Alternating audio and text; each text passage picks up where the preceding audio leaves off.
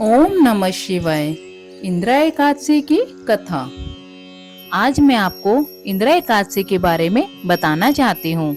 धर्मराज युधिष्ठिर कहने लगे कि हे भगवान, अश्विनी कृष्ण एकादशी का क्या नाम है, इसकी विधि तथा फल क्या है, सो कृपा करके कहिए। भगवान श्री कृष्ण कहने लगे कि इस एकादशी का नाम इंदिरा एकादशी है।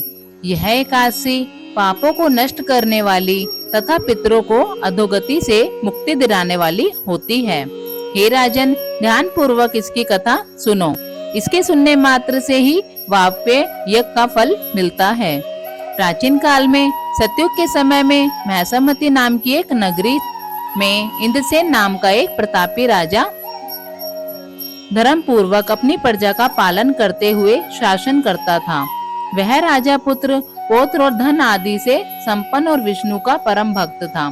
एक दिन जब राजा सुख पूर्वक अपनी सभा में बैठा था तो आकाश मार्ग से महर्षि नारद उतरकर उसकी सभा में आए। राजा उन्हें देखते ही हाथ जोड़कर खड़ा हो गया और विधि पूर्वक आसन व अर्घ्य दिया।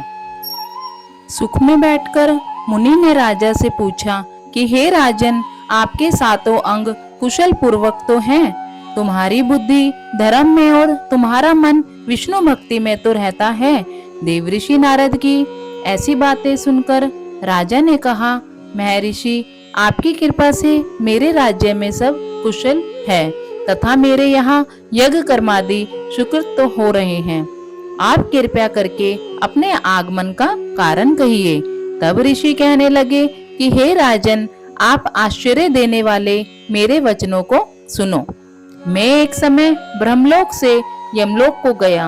वहां श्रद्धा पूर्वक यमराज से पूजित होकर मैंने धर्मशील और सत्यवान धर्मराज की प्रशंसा की। उसी यमराज की सभा में महान ज्ञानी और धर्मात्मा तुम्हारे पिता को एकादशी का व्रत भंग होने के कारण देखा। उन्होंने संदेशा दिया, सो मैं तुम्हें कहता हूँ। उन्होंने कहा कि पूर्व जन्म में कोई विघ्न हो जाने के कारण मैं यमराज के निकट रह रहा हूँ। सो हे पुत्र, यदि तुम अश्विनी कृष्णा इंदिरा एकादशी का व्रत मेरे निमित्त करो तो मुझे स्वर्ग की प्राप्ति हो सकती है। इतना सुनकर राजा कहने लगा कि हे महर्षि, आप इस व्रत की विधि मुझसे कहिए।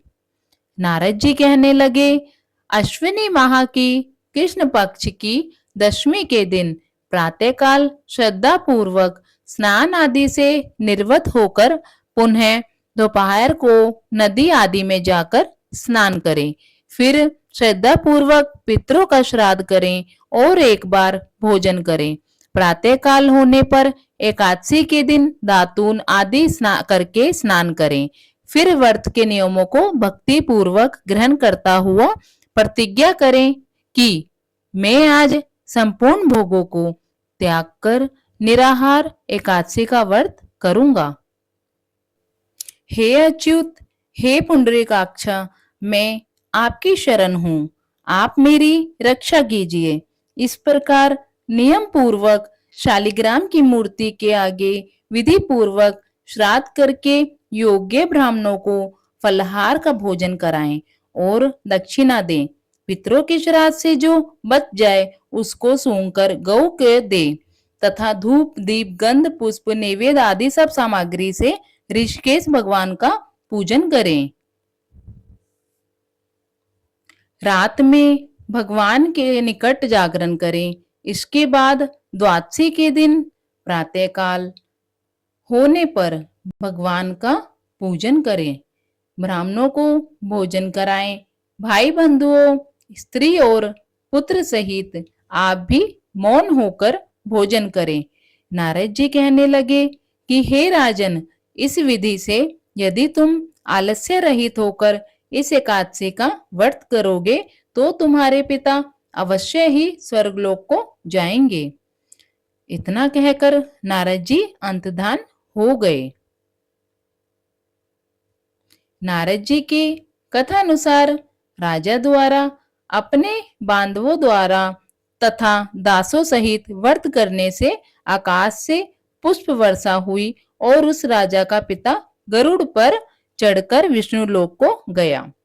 राजा इंद्रसेन भी एकादशी के व्रत के प्रभाव से निसंकट राज्य करके अंत में अपने पुत्र को सिंहासन पर बैठाकर स्वर्गलोक को गया। हे युधिष्ठिर, यह इंदिरा एकादशी के व्रत का महात्म्य मैंने तुमसे कहा। इसके पढ़ने और सुनने से मनुष्य सब पापों से छूट जाते हैं और सब प्रकार के भोगों को भोगकर वैकुंठ को प्राप्त होते हैं। इति शुभम। ओम नमः शिवाय। अगर आपको मेरी यह वीडियो अच्छी लगे तो इसे आगे से आगे शेयर कीजिए और मेरे चैनल मोनिका पंजाबी को सब्सक्राइब कीजिए।